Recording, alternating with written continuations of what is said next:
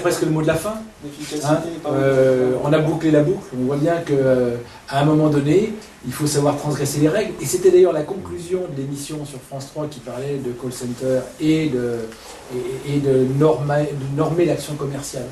Ils avaient mandaté chez Fenwick 2 consultants qui ont observé les facteurs clés de succès des commerciaux les plus performants, les 10%.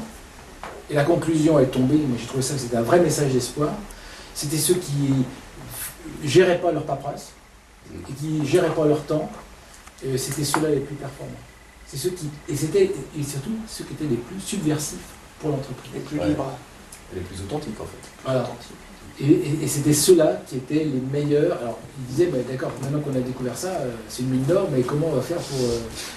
Est-ce qu'on va vendre de la subversion à la direction de l'entreprise? Ça ne semblait pas être le genre.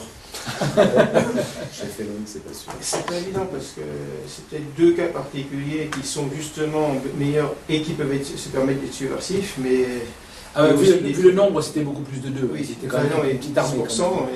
Mais inversement, si on laissait tout le monde subversif faire ce qu'il veut, ça peut donner...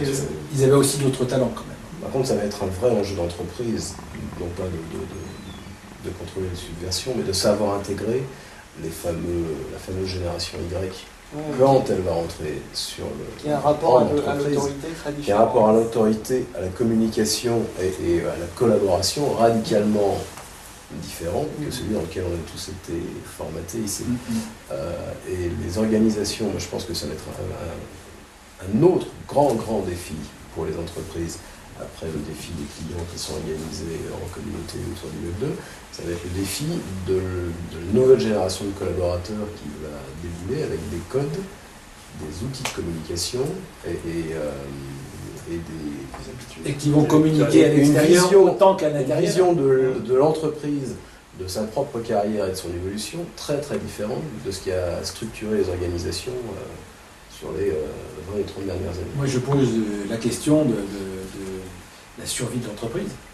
Est-ce que c'est encore un modèle organisationnel pérenne? Est-ce qu'on ne va pas tous au contraire être des auto-entrepreneurs qui allons nous connecter les uns aux autres pour monter des projets Peut-être, je ne pense pas, parce qu'à un moment donné, il y a besoin de faire des investissements pour obtenir des produits, des services. Donc ce sera peut-être des coquilles économiques peut-être différentes, mais c'est sûr que les expertises seront forcément davantage atomisées.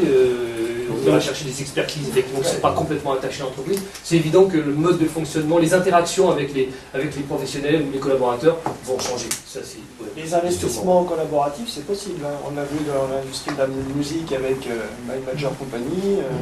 Il y a une nouvelle expérience dans le domaine du cinéma. Mais après tous les secteurs, ça va venir progressivement, j'en suis... Dès lors que le modèle bancaire aura changé. Parce qu'aujourd'hui, qu'est-ce qui maintient tout ça? C'est aussi la réglementation bancaire qui interdit à chacun de devenir banquier, mais il est probable que ça aussi, ça va évoluer. Parce que Microsoft disait déjà il y a longtemps, les gens ont besoin de banques, ils n'ont pas besoin de banquiers. C'est intéressant.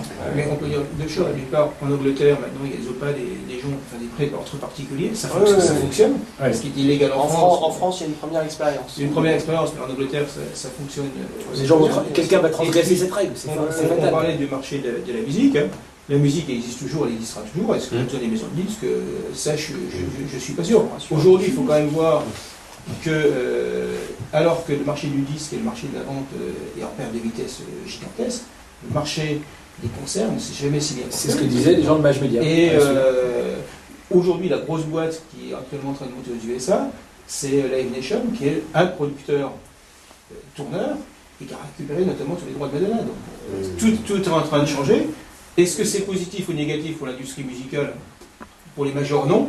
Pour la musique, oui, de toute façon, parce qu'il n'y a jamais tant de musique. Je vois qu'on voit des fabricants sans usine, qu'on voit des banquiers qui se voient remplacés par des systèmes communautaires. Je pense qu'on voit des entreprises qui changent de nom, de métier, de périmètre, de pays. Moi je crois que l'entreprise, c'est un modèle en révolution qui peut disparaître. Je crois que le mode communautaire, sur le mode des barcamps par exemple, qui produisent de l'événement avec du contenu, de l'échange, de l'émergence de projets, etc., le tout sans aucune structure juridique, ça donne à réfléchir. C'est-à-dire que chacun est acteur aussi souvent qu'il veut et que le système permet de collaborer. Et alors on voit bien que le monde de l'entreprise, ça peut être quelque chose de participatif où chacun a une part, de quelque chose qui est associé à son rôle. Et le modèle organisationnel est en pleine évolution. Je crois que l'entreprise a intérêt à vraiment réfléchir très très vite à cette évolution autour du web 2.0 en interne comme en externe. Merci à tous. Merci de l'invitation.